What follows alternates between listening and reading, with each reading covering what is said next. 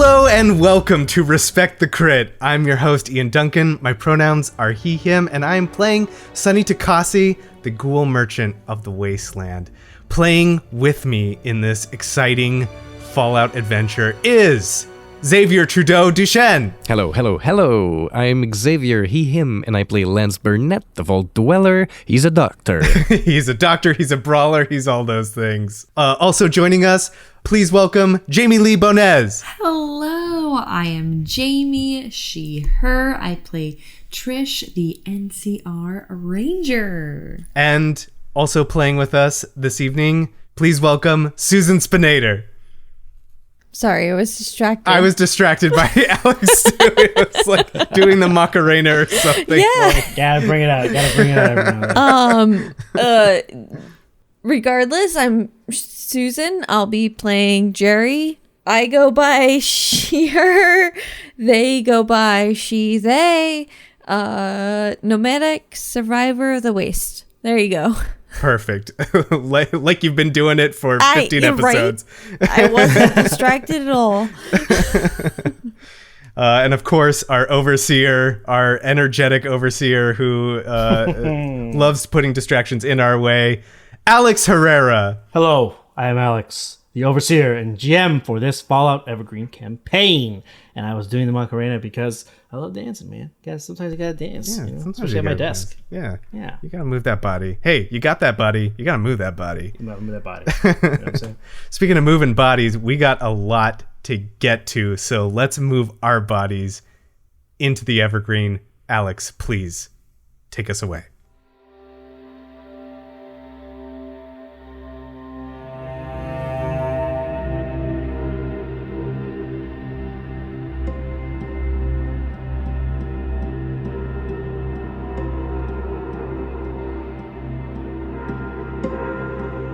We begin where we left off.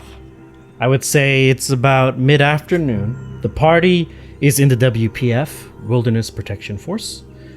And they have been given basically kind of full run of the place as they managed to not only bring, but also save a key member of their trade group, Jake, being a self-admitted adulterer, very important figure to WPF, and because of saving him and bringing him here as well, you are given respect as well as free roam of the place. Not sure where everyone would be. I think the only person who is separated from the group right now is Lance. Where would Lance be at this time? He went back to that big dance hall where we were locked up in last time, just because some of his stuff might have still been there. His bags maybe were still there. And he would be by himself, so he went there just to sleep. And I think that's the first time in this whole adventure that he just he slept. He just like a long power nap because he spent so much time treating Gerry and making all these mods and nonstop. But then he just crashed, collapsed, and now he's waking up. He's a little disoriented, not sure what time of day it is, but he assumes it might be go time, so immediately he starts packing up his stuff. He opens his bag. He kind of takes out some of the medical items he wouldn't need anymore, or he just makes everything tidy, goes to his own personal bag and starts packing back his clothes and his pistol, his ammunition, and then he sees his hockey jersey he's been carrying and pauses for a moment and takes it out, looks at it, and he for a good minute he thinks to himself with it in his hands, and then he puts it aside and he reaches for a notepad. I don't know if paper is hard to come by, but he'd have something he'd write on, and he tears out a page. On the back of it he writes, "Give this to Jake," and on the other side he'll write a note. "Hey Jake, I know how tough it can get when your life gets turned upside down. I want you to have this. I wore it when I was team captain back at the Vault. So whenever I felt homesick or disoriented or angry, or I dwelled on everything that made me a bad person, it gave me comfort and reminded me that I still could change and become someone that people would look up to again. I I finally found what I was looking for, so I won't be needing this anymore. I hope it can help you too. Stay out of trouble, Lance. Folds the hockey jersey, puts the note on it, and leaves it on the bed. And then he, from his vault suit pocket, he pulls out the necklace that had been given to him by the rat he failed to save. And he puts it around his neck. Yeah.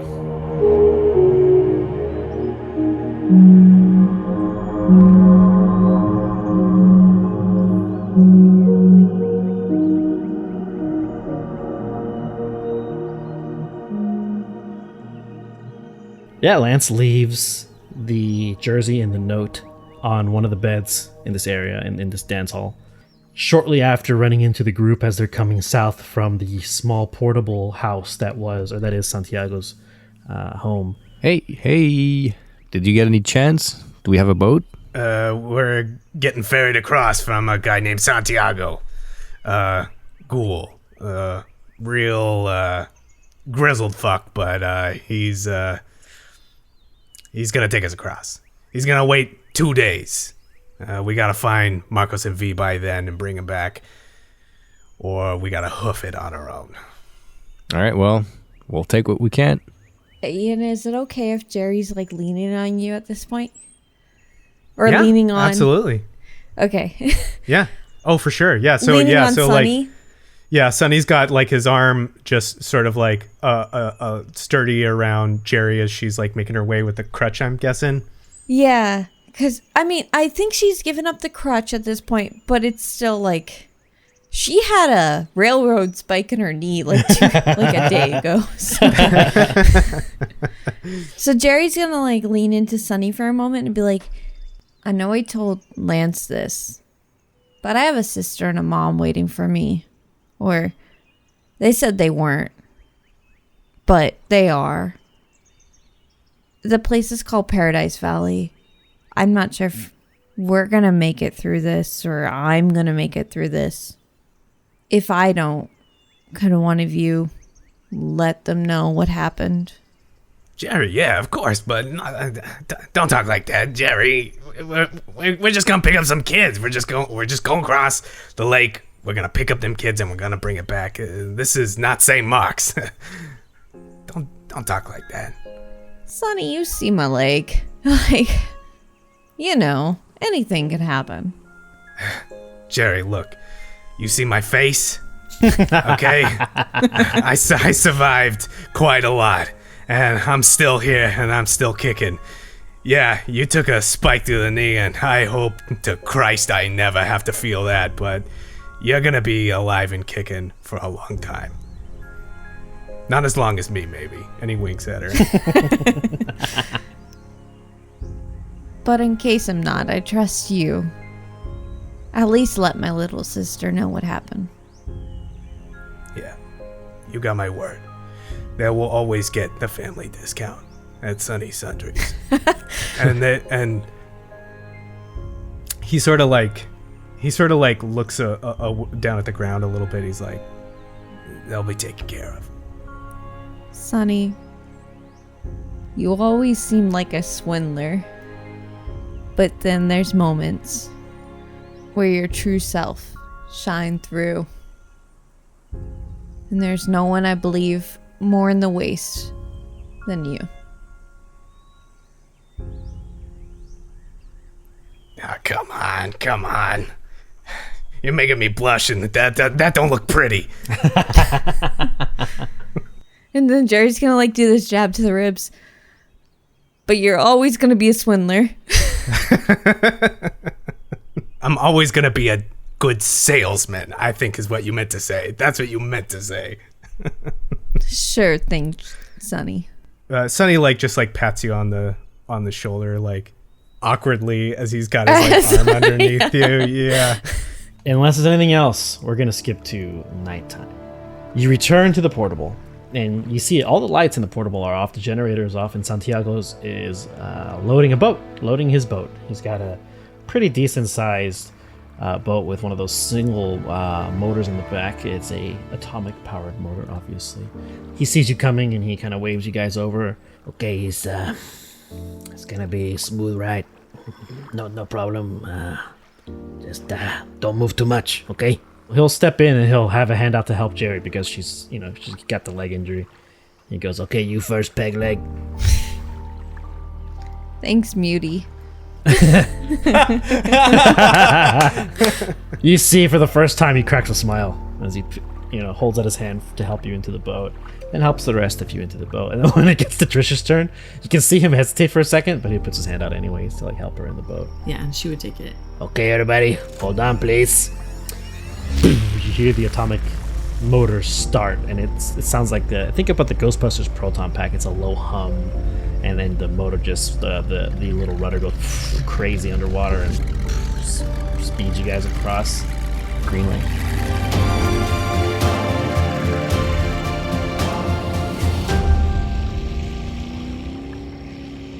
It's a very quiet ride.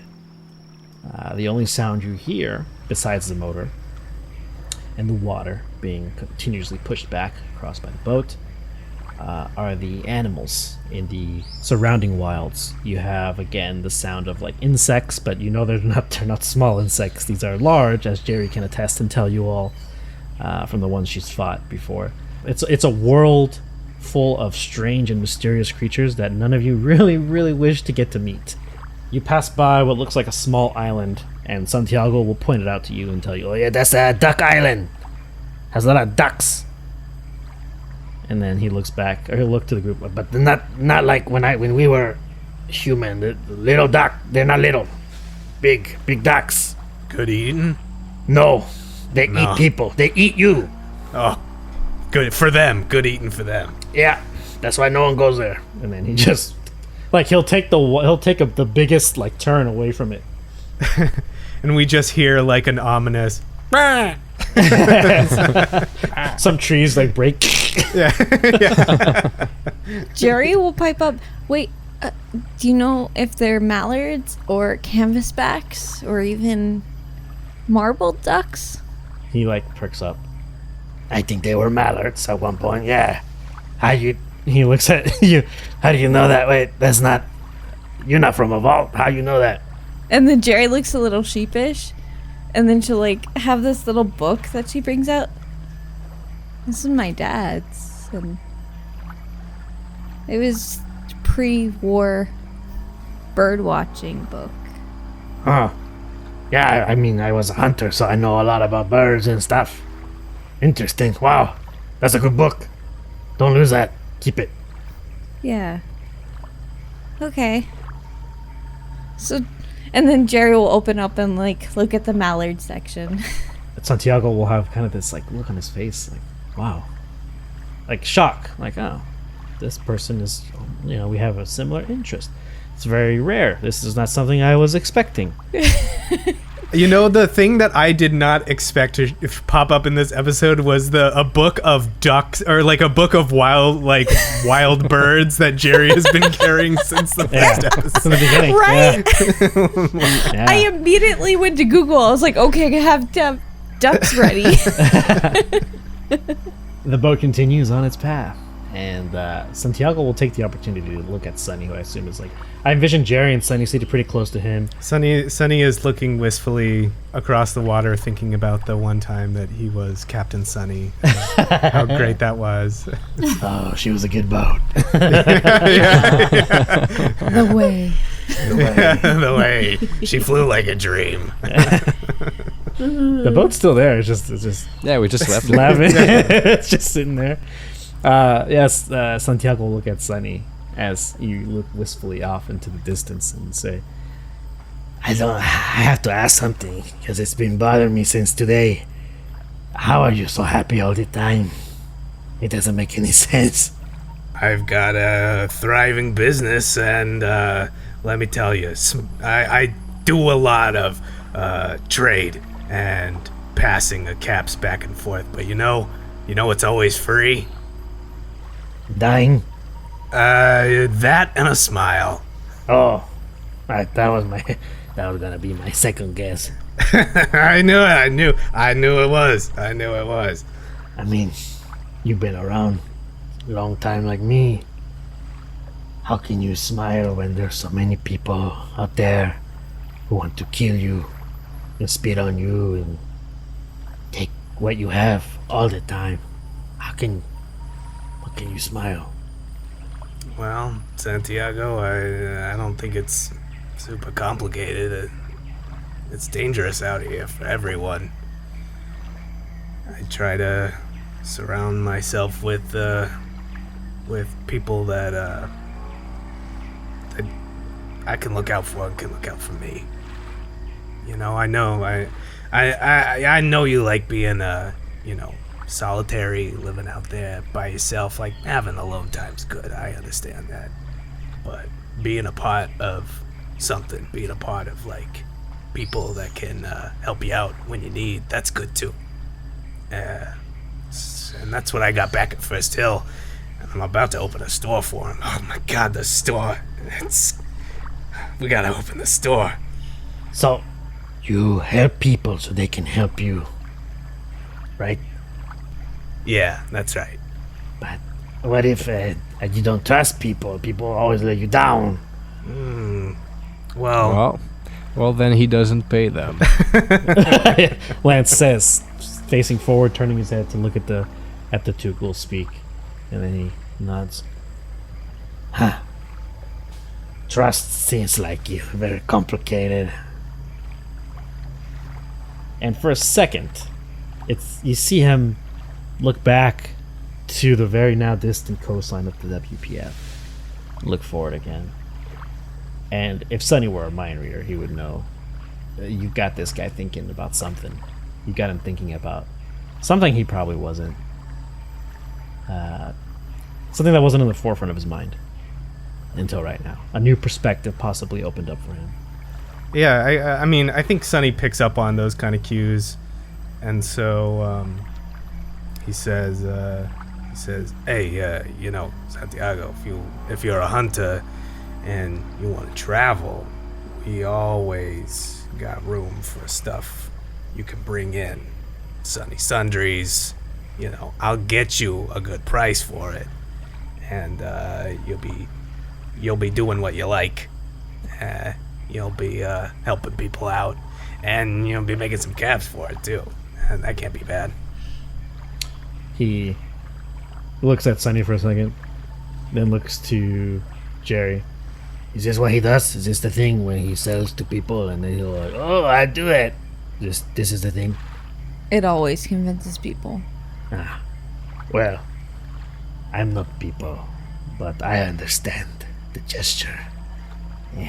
Thanks, but I have to finish some things first.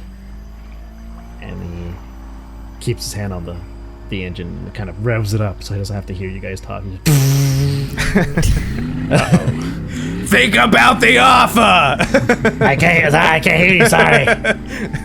I think Trish is gonna yell over the motor too after that at Sonny and just be like, Sonny, I really appreciate your entrepreneurship. And give like an awkward thumbs up. He just gives you a big smile. Like, Sonny's a hard worker, Always on the clock. And then there's like a line in Jerry's mind just says, I'm sure he's gonna eventually fall for it. They all do.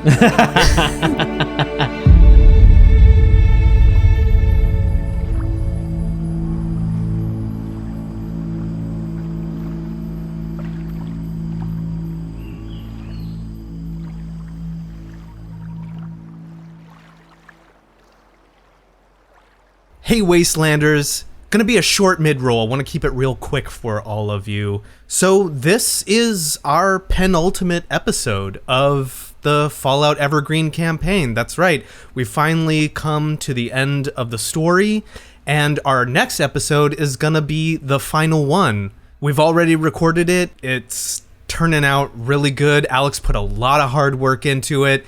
And I think it's going to feel like a pretty fulfilling ending. I think you're all going to really like it. I said I was going to give you a lot of heads up and fair warning for when we were finally getting to the end. And, well, now we're getting to the end. And that means a couple of things. Firstly, the discount that Modiphius has generously offered to all of our listeners is going to be expiring.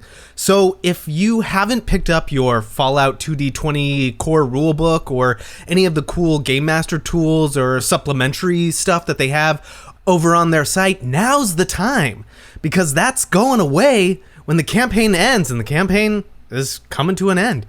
So go to modiphius.net, or if you prefer US shipping rates, modiphius.us, and use our code RTC10 at checkout for 10% off any Fallout 2D20 purchases. You can still get it in now, so take advantage of that discount while it's still around. Also, as this story comes to a close, we're going to be returning to another story.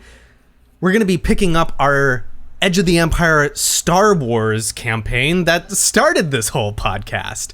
So now's a good time to go back and listen, catch up on episodes you haven't heard, or if you haven't heard any of it, now's a good time to go back and start, because after the final episode, we're going to have a wrap-up episode, and then we'll be going right back to a long, long time ago in a galaxy far, far away. I want to thank our friends at Modiphius for all of their generosity and help, and I want to thank you for listening, for downloading, and for giving us your feedback. And now, let's get back to the Evergreen.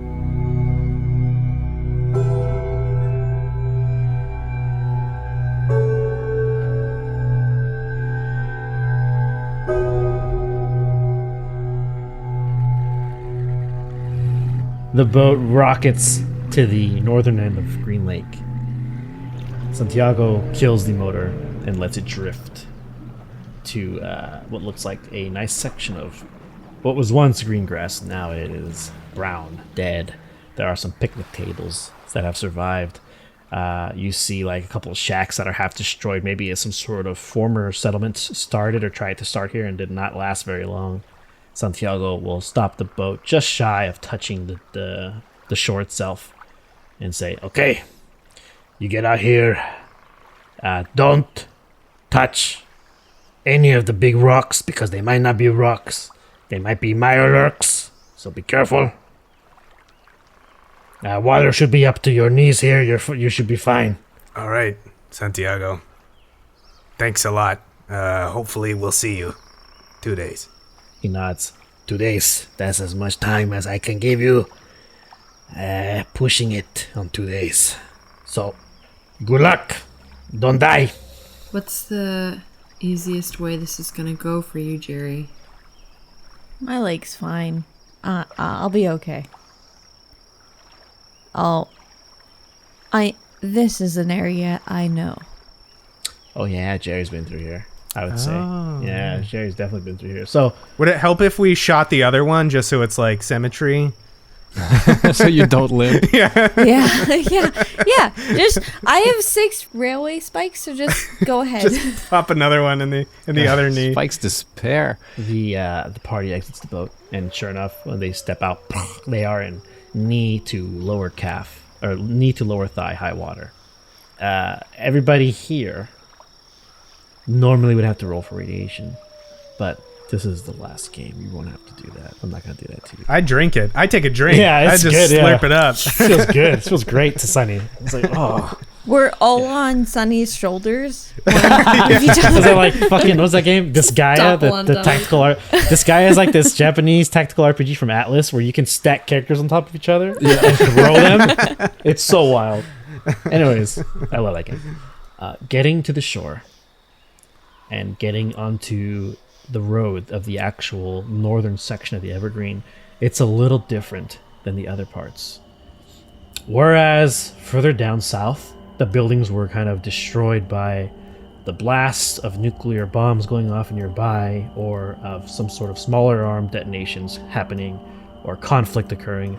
Up here, nature has claimed a lot of the land.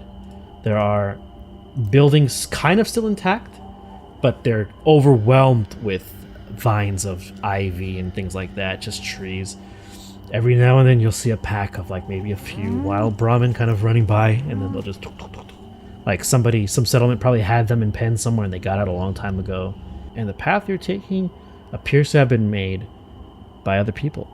The only way I can describe it is a scav trail, a trail left behind by scavengers. where there are direct signs directing you this way to Holler Lake. I would like one of you to roll a d6, please. Hiya! 4. Yay, Nice. By now, it is pitch black out here. The moonlight is all that's illuminating for miles. Eventually, you're gonna move north to this large opening. It's a cemetery, a pre-war cemetery that has grown full of life, ironically. The first layer is trees and plants, and again, wildflowers of multiple different colors have taken advantage of the radiation and the abundance, or the lack of, human interference. And then something kind of glimmers behind it, almost like a light. Zooms past all of your vision for a second, almost like a lighthouse. And you all stop in your tracks. You're a good distance away from the actual entrance to this graveyard as you're coming down a hill. You see facilities. 3 large rectangular structures, one of which is 2-tiered, and a fence. A fence of solid steel with these iron bars, and the all too familiar emblem of gears and a sword plastered on these walls, or this steel wall encompassing the buildings, and multiple lights are doing this kind of searching motion, almost as if signaling, airships or other things that, this is where you land. This cemetery appears to have been fortified by the Brotherhood within recent days. You can see clearly from your point of view 1 vertibird parked on a platform that has been built for 2 vertibirds. You can see figures moving with lamps on these type of helmets, kind of lifting cargo. And then you see, even in the moonlight, the ferocious and fearsome-looking mechanical armor of a Brotherhood power armor suit, walking amongst the front entrance, or at least what you assume is the front entrance of this outpost, walking by, scouting about. This path that the scavers have marked is now obstructed by a Brotherhood outpost built in this cemetery, which is the direct path to Holler Lake. Do you think possibly the 2 people you're looking for are in there? Maybe they got scooped up? I don't know what the Brotherhood would want with Marcos and V, though. They're just kids. But aren't they cause? Oh, that's right. Well, V's mother is Brotherhood holdout, right? Or is this just a coincidence? You start talking and the light kind of just for flavor. Oh, shit. Just for flavor. Yeah, it's just, we it's just all- passing by. We all Everyone duck. Yeah. ducks at the same time. Yeah, we all get behind the hill. So this is a heavily fortified cemetery. This outpost got built quick, and it looks like you can make. I'll give it to you. You guys can make the assumption there was supposed to be the number of people that are here should have been doubled, but a vertibird went down earlier. Yeah, it looks like this is the place they were like rushing to get to, but I don't know why. What's the deal with Holler Lake again? What makes it so safe? Why did Marcos and V come here? Why are we here? Why is the cause here? It's not like a safe hold or anything. Last time I was here, it was just a small settlement. Melissa and her husband just help people out. And that seems like if 2 kids are going there to look for a place to just stay safe. I think in Sunny's mind, when Gerry says, they just help people out, you get flashback to the man with the glasses, Brian, where he said, "We're collecting help from those we've helped out in the past." I mean, it could just be coincidence, but the choice of words just seems too on the nose. Well, there's only 2 things I can think of why Brotherhood are here. 1, there's something about this cemetery.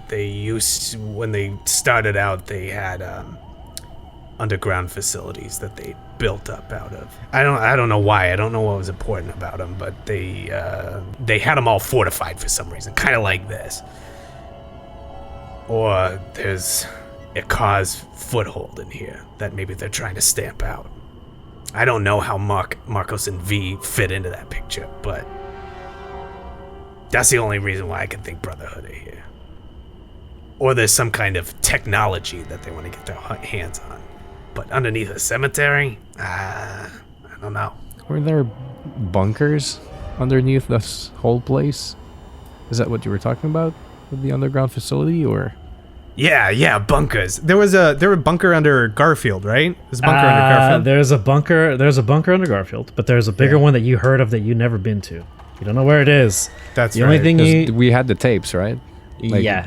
That I The found. tapes mention a country club. Oh yeah, the country club. Yeah. Wait. With Emmett too. There's the country club thing. Yeah. Mm-hmm. So I think Emmett mentioned it. Emmett or the tapes mentioned. But there's a country club that they supposedly work at. That's their main headquarters. Holler Lake is north of here. I don't know if Via Marcos are here. We could continue up north and just avoid this place. But I don't know, there's something in my gut that makes me feel like they're here. We could send a scout in to check it out. Alone with all those fucking crazies stomping around in those suits of armor. I was just trying to think incognito would be best. I could go. And Gerry even straightens up a little bit. Even ignoring her leg, which she's been limping on the last day. I could go. You can, but I don't think you should. I think I can though. I would say the night wind picks up a little bit. It's a little windy, a little chilly for being a summer night. I would imagine you guys are hiding behind inside the ruins of a destroyed home, chatting it out behind a nice, safe perch point where there's a living room that's been destroyed. There's a nice wall there. Some furniture's kind of tossed aside. A table's turned sideways. Perfect cover for you from vision stuff. As for a roof, there's no roof. As this discussion is happening, and I didn't want to interfere with the story development here, you're gonna hear down from that outpost a sound, almost like an alert. And then you hear a whistling, and then an explosion hits the ground near the outpost, as if something was attacking the outpost. You hear screams, you hear shouting, and then you can't really see it because one of the buildings is obscuring it, but you hear something. I would say, who would know? NCR. Trish knows this sound. It's a shell being loaded into artillery. She hears something. She can hear it from here.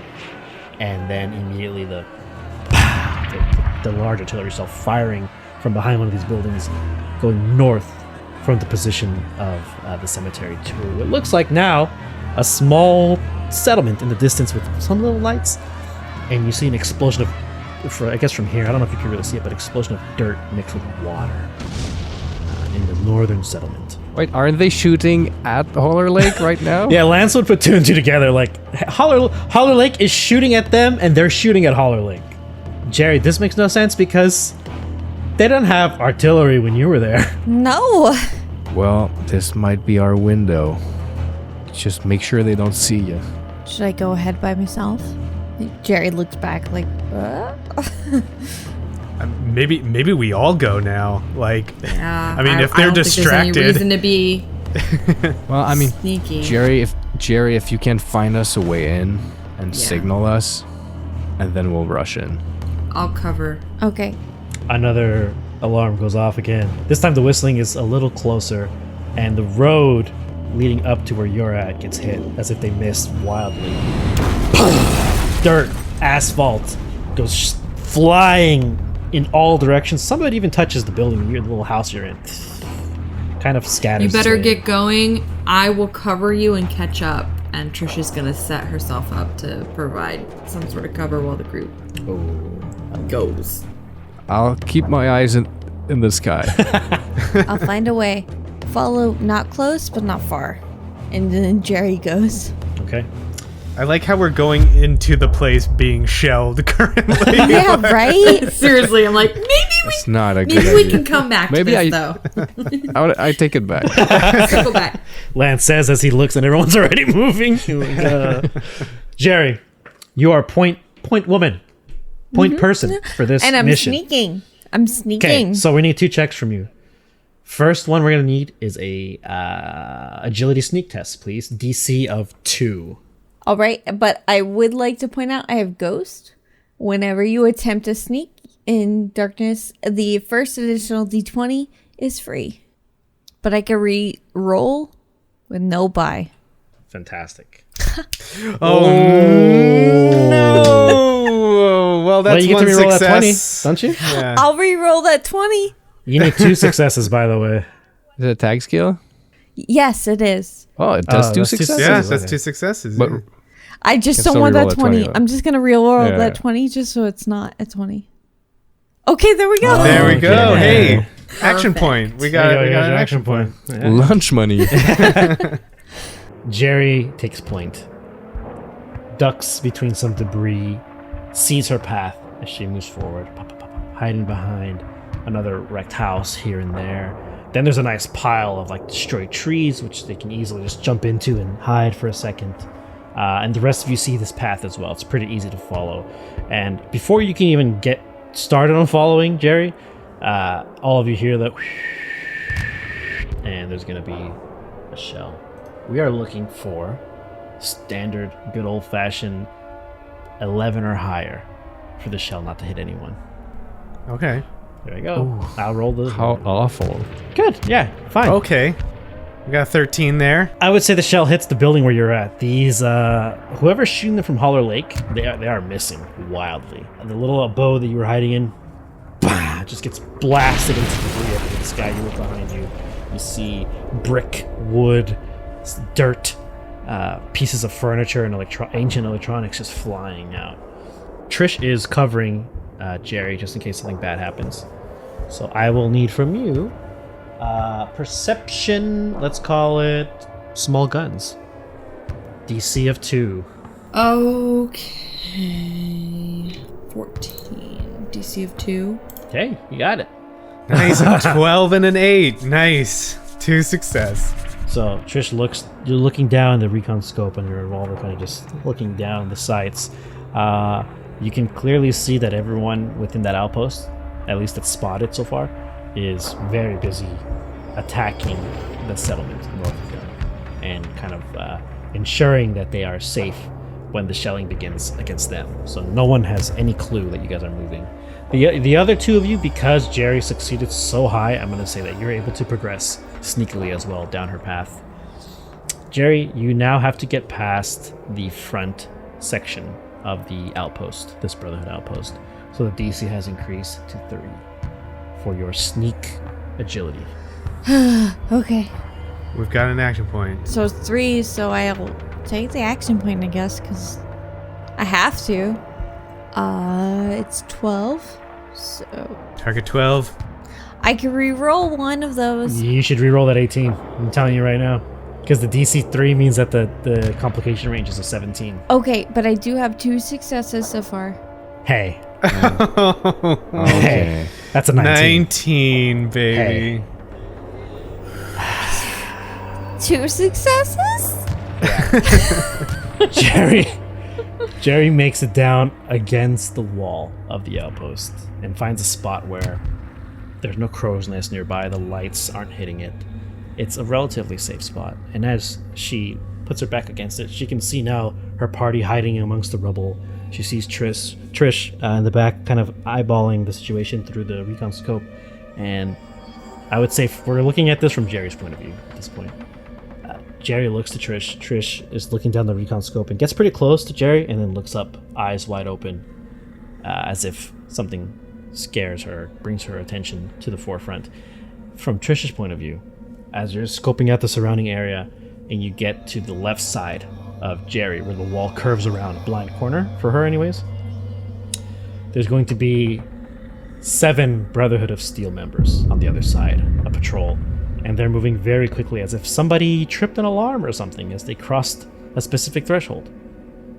There are 2 Brotherhood knights in full power armor, and the other 5 appear to be combat armor equipped, so probably scribes or regular knights, lancers, what have you.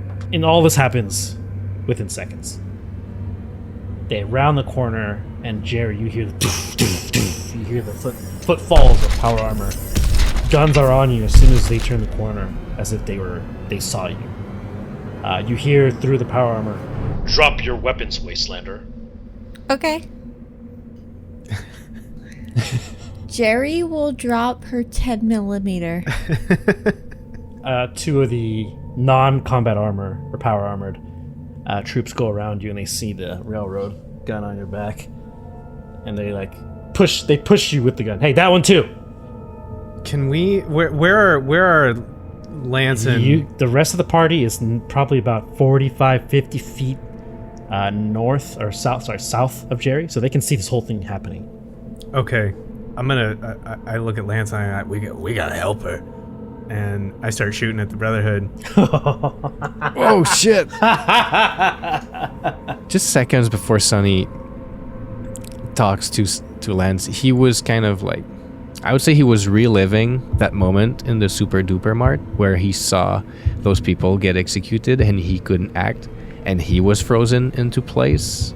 Like right now, the same thing was happening, and he was starting to have like a panic attack again. The same thing, and then Sonny's voice kind of like reaches out to him. He hears him, and then he hears the gunshot, and now like Lance is like, "I'm going in. Now this time I'm acting."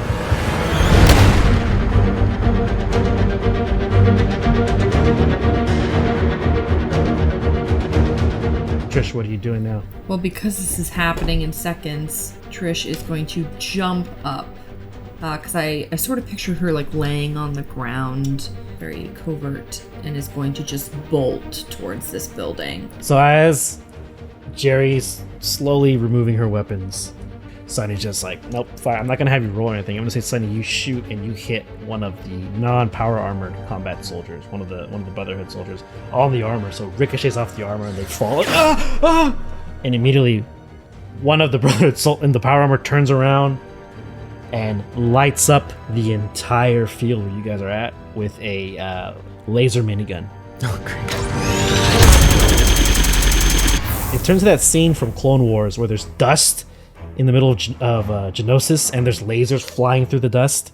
No rolls necessary for this because this is a scene in itself. It's a combat scene, but we're not rolling for combat, as the severity in levels between you and this particular night is it's huge. It's a huge difference. I picture like Sonny just like slammed up on some like rock or like maybe like some tombstone or the lasers flying everywhere, and he's just like seeing Garfield happening again, but he's just like take a breath and like lean over and just like pop pop pop and then like duck behind the thing again. Beautiful. The bullets are flying. Trish is running through this essentially storm of dust and lasers. Lance, I assume you were going to try and run down there at some point to do something, right? Yeah, he'd probably be like behind Trish, like following her lead. Gerry, you see this happening, but one of the other power armor, the other Brotherhood of Knight in power armor, just restrains you immediately, just grabs you, and it's like around your body and your arms, you are like constricted by this Brotherhood Knight or Paladin in armor, and it's just squeezing you to the point where he's trying to make you pass out. So we're gonna do a few things here. I do have a concealed switchblade. Sure. Could you reach it though if your hands are at your thighs? It's probably on the arm, and I'm double jointed. I don't know if Gerry is. I mean, everyone is pretty mutated, so I don't know. Maybe Gerry might be. Am I mutated, Alex? Is that what you're saying about me? Why do you have so many layers of clothes? He might have another arm growing in the back or something. Hiding a tentacle under there. So we'll do it in order. So the first thing we'll get to that in a second. So the first thing we'll do is the people who are being shot at by a laser minigun. Okay. I need. Bad idea. Yeah, Sorry, very bad. Xavier. A string of bad ideas. Endurance athletics, Trish and Lance DC of 3, Sonny DC of 2. All right, I'm just gonna roll it. Here's my 2 dice. I got to get a 6 on both of them. Here we go. Go for it. None of those. DC of 2, so that 19 is a complication. I will take that for future use. Lance and Trish, give me a DC of 3 survival endurance athletics, please. Trish got a 1 and a 3. Trish had like 4 successes. I gotta hit 10. It's a tag skill. I got 1 success, so if I roll A 1. Yeah, if you roll a 1. Yeah, I'll do it. Spend 1 luck. Here we go. Oh my god! Boom, boom, boom, You boom, boom. rolled a 1. So that's I two told you crits. this was gonna be a great. Oh my god, we got to respect that crit. We are respecting both of the Right? crits. So the minigun rips Let's through give high five. rips through this open field, the start of the graveyard, the start of the cemetery. That's on the. It's like at the coming down the hill. Sunny, hiding behind a massive tombstone, is lit up. Pieces of stone are cauterized and cut, as is Sunny as he takes about whatever your HP is. Sunny, cut it in half. Okay. Lance and Trish, through some miracle, some force out there in the universe that is unknown to us in this world, but very known to those flying around in starships across the galaxy far, far away, you both get to the battle, to this site where Gerry is being held untouched. Because they're shooting at Sunny. Well, the paladin was just shooting at this huge swath in general, and he's just like lighting up, lasers flying. Gerry, go ahead and give me agility survival, please. DC of 2 to try and reach your knife. Okay. Oh. Got a 15 and a 14. Gerry goes to reach for her concealed switchblade, and the grip is tighter. The complication I will use is that Gerry passes out from just lack of oxygen to the brain from being squished so hard. And the paladin drops Gerry on the ground, and right as that happens, Lance and Trish come into the battlefield where they are at. Lance, anything you'd like to do? You are currently, because you're here, you're surrounded by 7 Brotherhood soldiers. Just for canon, when they get out of this laser minigun fire, can they just have like a look at each other and just like nod, and then it's just go to station? Yeah. Moment. A quick nod as they look at each other. Trish stands in the area where she's not directly in combat, but still in the zone. And Lance rushes in. But both, for mechanical purposes, are surrounded by Brotherhood soldiers. Gerry, you see her drop. A seemingly lifeless body drops to ground. What's my odds of punching a tar armor? I mean, you can try. That's the thing. You can try. I'm not going to take it from you. Sunny, everyone hears Sunny scream in pain, also from behind them. After like the dust settles from that barrage of lasers, Lance just bursts out of that cloud of dust, and he sees Gerry drop, and then sees that one non-powered armor dude. He runs for that guy, and I want to get behind him and like hold him in basically a hostage position with the clawed boxing glove under his jaw, and basically I want to say like, you all stand down or this guy's done. So I will need from you strength unarmed, let's say.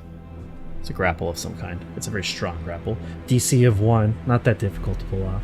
Cool. 13. That was super cool, Xavier, because I could hear the reverb of your voice from Alex's computer, and I was like, "Oh, Sorry, my headphones powerful. are too loud. So I guess You got it. It's attack. So 2 Oh, you get 1 action point. Nice. and 19's not complication. No, it's not. No, DC 1 range. You're good. You're fine. Yeah.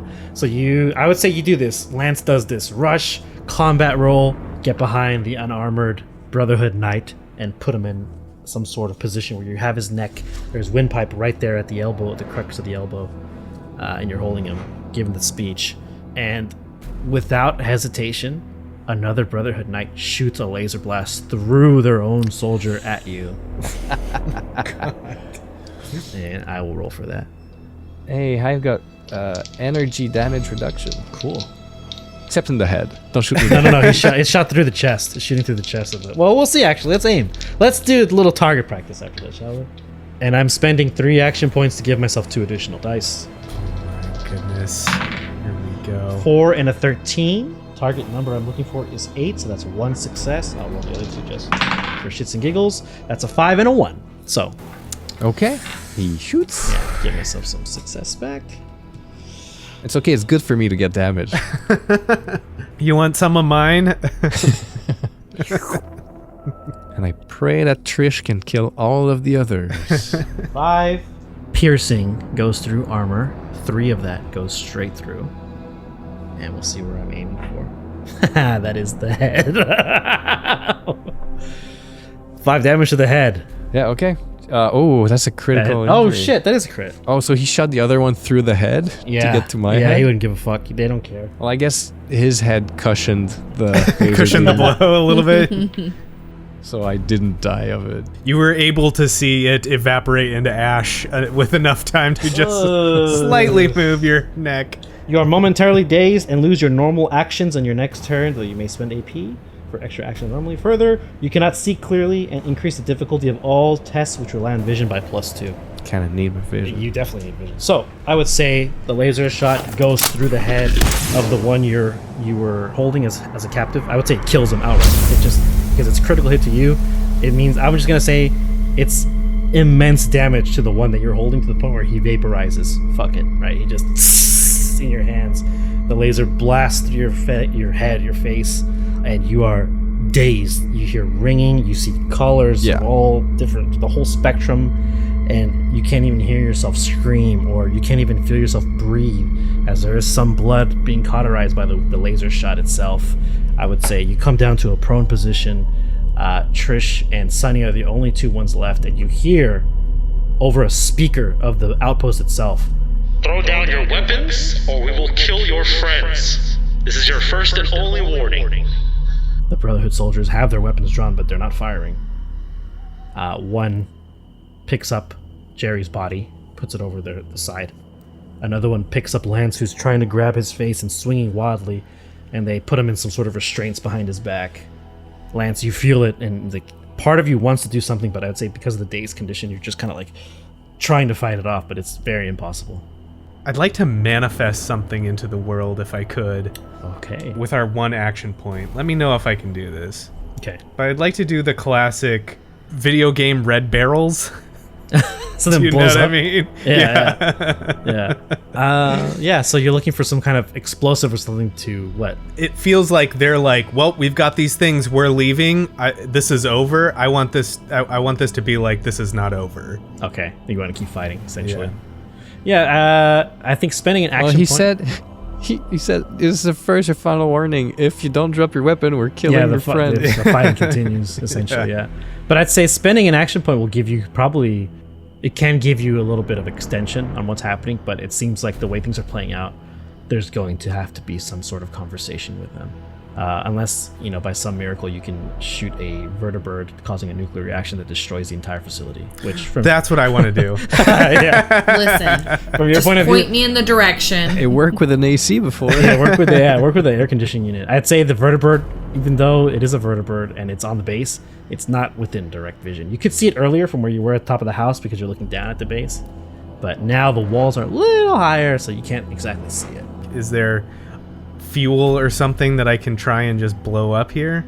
Yes, I would say that if you spend the action point, you can try and take a shot. It's not guaranteed, but you can take a shot at the power armor. Maybe there's like a fusion core or something exposed, perhaps, on the one that's standing in front of you with the minigun. But Okay. not both of them. Not both of them. Just one. Yeah, I'll do that. Yeah, Okay. that sounds good. So just roll regular attack, and if you do if you do 5 damage, I think we'll call it that. You're able to target. You're able to. Also, you'd have to target the body of the power armor. Let's say. That's fair. So that's an extra additional DC on top of it. So what does my action point get me for spending The ability to take an unhindered shot at them. Gotcha. Okay. DC 2. My target is 13. Here we go. Dang it. So 1 success, but not enough to get the job done. You shoot him. As the announcement goes off, it hits the armor. You see the paladin in the armor look at the shoulder where he was shot. Look back up. Look back to the base. The gate, the front gate of this base, opens up. And you see more non-power armored Brotherhood Knights come out. So they're wearing the combat armor. They got the headlamps on their heads, and they're marching out there in formation. And they know where you are. They know where Trish is at, 'cause Trish is right there with a gun. So there's an additional 5 or 6 of them on the field moving towards you. Gerry and Lance are pulled into the open gate, and the announcement said, We'll give you one last chance. and the soldiers are still marching through. They're going towards you, specifically, Sunny. Trish is surrounded by the 5 or 6 that are remaining down there. And they got their guns up there. Looks like if they could shoot, they would, but they're waiting for you to drop your weapon. Dang. How do we get out of this? I mean, I don't really have a choice, I suppose. Trish will put her hands up, weapon down. Gun away, hands up. One of the unarmored knights approaches you. Good choice. And then kind of just doesn't grab you, but like guides you with 2 others to move. Sonny, being the last holdout, is up on this hill behind a headstone, bleeding, half dead, reloading his gun, and you hear the power cells charging up. You hear them humming up. One of the knights speaks up. Last chance. Sunny takes these cues from Trish. So if she is seeing this as a tactical disadvantage, like he puts his hands up and puts his gun down, and he goes, "Motherfuckers," and he spits on the ground. And he walks up to you with the shackles, the manticles that were put on Lance earlier. Very similar, new design, new specs. And he roughly puts it on Sonny from the back. And you can see he's trying to keep his distance, as if he's like, ugh, like disgusted. And it just further validates your hatred for these people.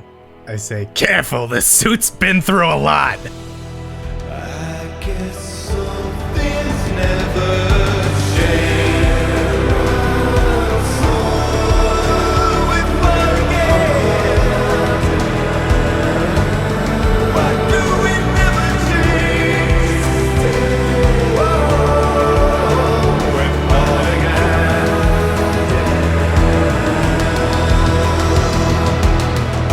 Thank you for listening to this week's episode of Respect the Crit's Wasteland Adventure, Fallout Evergreen. If you like what you heard, please consider supporting us by giving us a 5-star rating and review on Apple Podcasts, or whatever platform you use to listen. It's easy, free, helps other people learn about the show, and we love to read your feedback. For more information about the show, visit @RespectTheCrit on Twitter, Instagram, and Facebook, or come chat with us in our official Discord server. Gerry is played by Susan Spenader, who you can find on Instagram @SuzLalouz. Lance Burnett is played by Xavier Trudeau-Deschênes, who can be found on Twitter @XavierTD. Trish is played by Jamie Lee-Bonés, who you can find on Instagram @JamieLee.Bones. Sunny Takase is played by me, your host, Ian Duncan, and you can find me on Twitter and Instagram @IDunks. Our guest GM for this game is Alex Herrera, who you can find on Twitter @AEHerrera or on his Twitch channel, WadeWolf10. The original music in this episode is provided with license or permission by a variety of talented artists, whose info and credits can be found in the episode notes. Please support them by visiting their platforms to hear more of their work, and tell them how much you like their music in our show. Our outro song is Some Things Never Change by Gavin Dunn. You can hear more of his work on Bandcamp and YouTube @Miracle of Sound. The Fallout 2D20 RPG system is licensed by Bethesda and published by Modiphius Entertainment. Special thanks to our friends at Modiphius. You can learn more and grab your own copy of the official Fallout RPG by visiting modiphius.net/respectthecrit. Special thanks to the team at Fallout Cascadia for use of their music. You can learn more about this incredible, ambitious Fallout 4 mod at falloutcascadia.com. And remember, whatever the system, whether it's a miss or a hit, you always gotta respect the crit. Thank you very much, and we'll see you in the wasteland.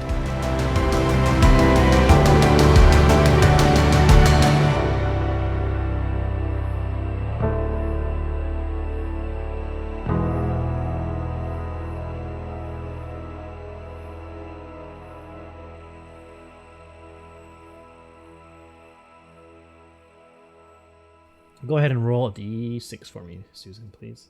I have something to tell you. Personally, Alex. Uh-oh. Whoa, it's Should we be here? getting personal. It's getting personal now. Yes, what is it?